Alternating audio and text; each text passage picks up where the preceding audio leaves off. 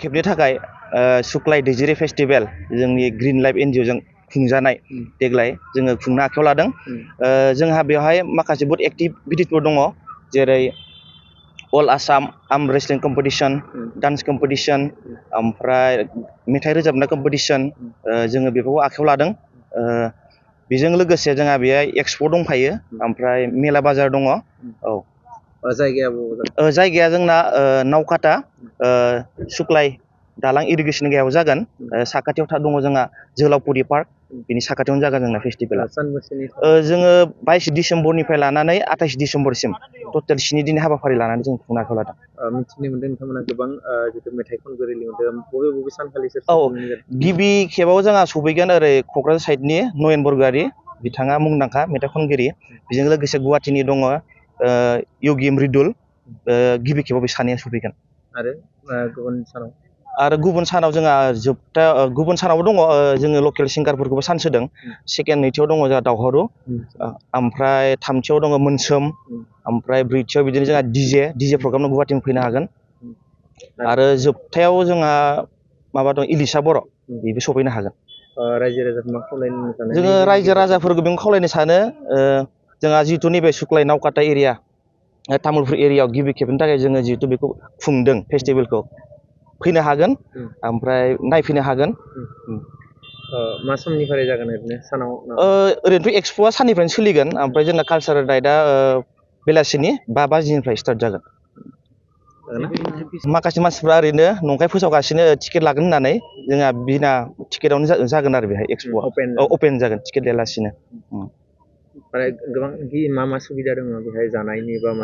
जोंहा बर'नि traditional food item अमा हांनाय बिसोर थागोन गासिबो।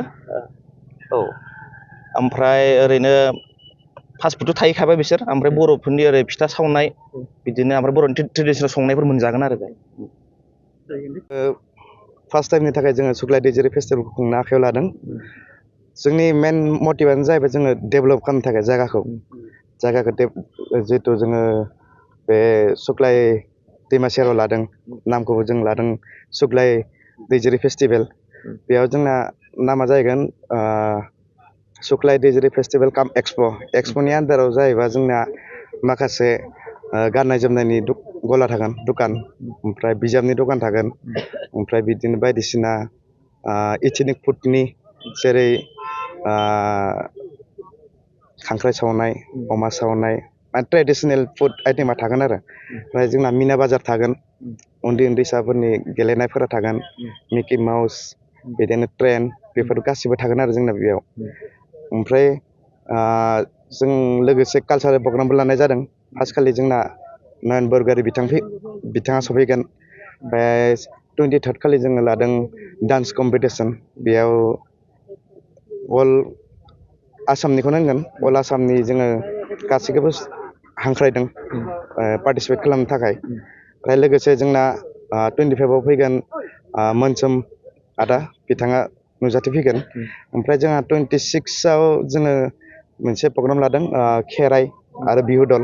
ओमफ्राय 27आव जोङो माखासे लकेल सिंगारफोरखौ हांख्रायदों, बिथांमोनखौ गान खनफैनो थाखाय। जोंहा जोबथायाव इलिसा बिथाङाबो सफैगोन। ओमफ्राय जोंहा प्राइज डिस्ट्रिबिउसन दं, ओमफ्राय बे खालि जोंहा स्पिकार सार बिथाङा सफैनो हागोन बेयाव। सोरनि दैदेननायाव जादों बे हाबाफारिया? बे हाबाफारियाव जों ग्रिन लाइफ एनजिअ'आ जों फार्स्ट टाइमनि थाखाय जोङो अर्गानाइज खालामदों, ओनसोलनि लाइमोनफोरा।